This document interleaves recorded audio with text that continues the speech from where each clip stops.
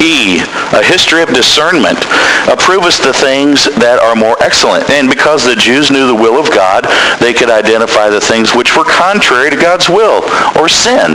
They could be excellent at discerning things because they possessed the word which revealed God's will for your life.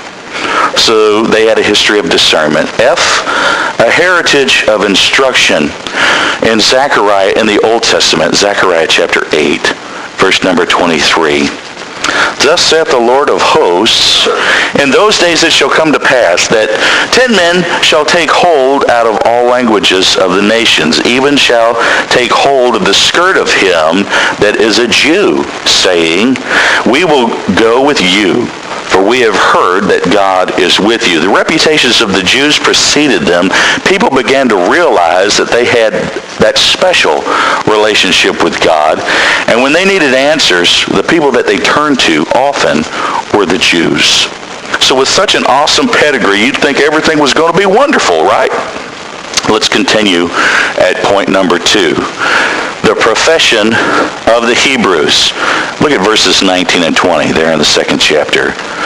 And art confident that thou thyself art a guide of the blind, a light of them which are in darkness, an instructor of the foolish, a teacher of babes, which hast the form of knowledge and of the truth and the law.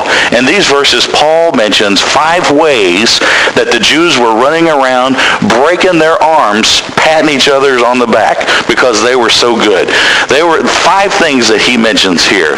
First of all, he says that they were confident that they were guides to the blind. Now, it's true.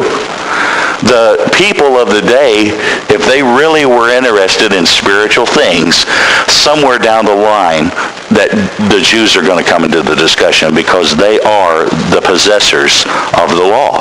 So somewhere down the line, you've got to turn to the Jews to get some help spiritually.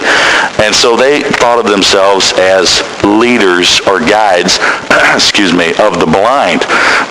But look at what Jesus says. In Matthew, you only have to go to the book of Matthew, look around a couple of references there.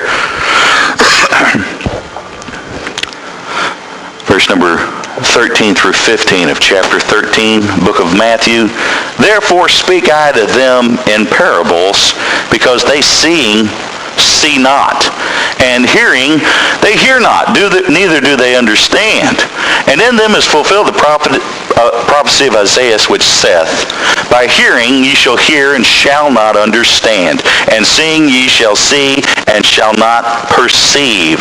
For this people's heart is waxed gross, and their ears are dull of hearing, and their eyes they have closed, lest at any time they should see with their eyes, and hear with their ears, and should understand with their heart, and should be converted, and I should heal them. Look at verse number 24 of chapter 23 in that book. Matthew 23:24. Jesus said, ye blind guides, which strain at a gnat and swallow a camel. And then back just a couple of chapters, Matthew 15:14. Let them alone. They be blind leaders of the blind, and if the blind lead the blind, both shall fall into the ditch. So yes, it's true that maybe the other cultures of the day looked to the Jews as leaders of the blind. They looked at themselves and perceived themselves that way. But Jesus said, you say you're leaders of the blind, but the reality is you're the blind leading the blind. And so Paul makes mention of that belief that they had about themselves. And he says they were confident that they were the lights in the darkness. If you look back at the Old Testament prophet Isaiah in chapter 42, verses 6 and 7, I, the Lord, have called thee in righteousness, and will hold thine hand, and will keep thee, and give thee for a covenant of the people, for a light of the Gentiles, to open the blind eyes.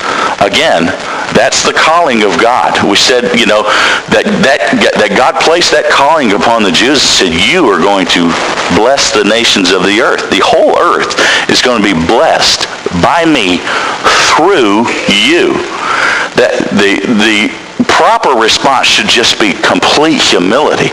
Lord, thank you for this opportunity.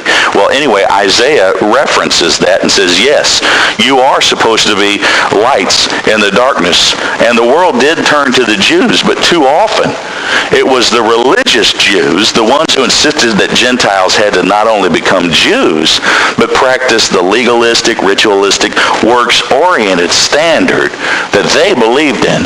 So what was intended to be a blessing became more or less a real heavy yoke for the world to, the Jews kept holding this out. This is the standard that you have to live by, spouting off the rules and the regulations rather than accenting and sharing the relationship aspect of it, which is really what it's all about. We want you to, let us lead you to a personal relationship with the God that we serve. Rather, it was more, these are the rules that we follow, and if you can manage to do that, you're in. All right, so confident that they were lights in darkness, confident that they were instructors of the foolish, verse number 22 of the first chapter of Romans, professing themselves to be wise, they became fools. I'm reminded of the proverb that pride goeth before a fall. And they were certainly boasters that they were leaders, instructors of the foolish, and they actually became fools. All right, confident, D, that they were teachers of babes. That 20th verse, an instructor of the foolish, a teacher of babes. If you go back to Matthew chapter 18, verse number 3, I know we're jumping around a lot today. The Bible says, verily I say unto you, except ye be converted and become as little children, ye shall not enter into the kingdom of heaven. Now, who said that? This is Jesus talking. Except ye be converted and become as little children, ye shall not enter into the kingdom of heaven.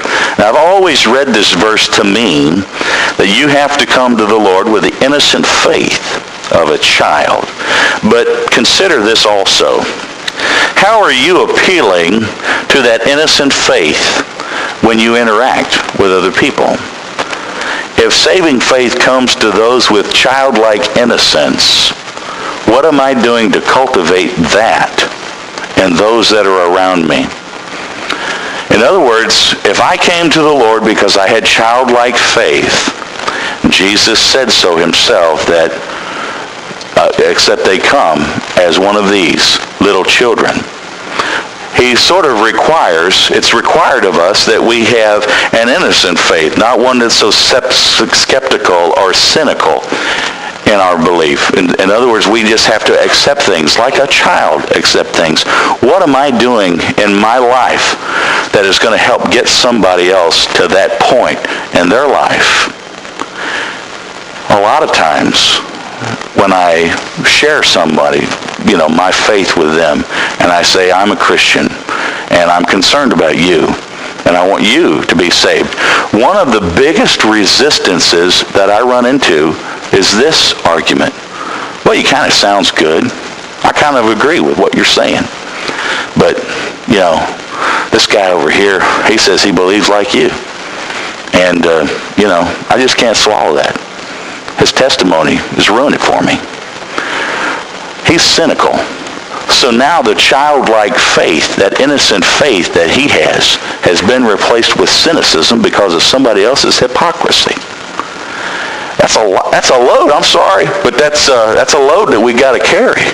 And I don't think we can get serious about it as often as we should.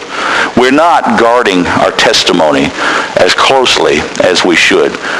Ask yourself that question. Look at yourself in the mirror and say, what am I doing in my life that appeals to the childlike faith of someone?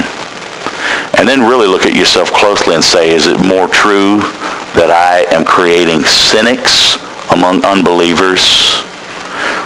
And that's why only 9% of us are doing evangelism.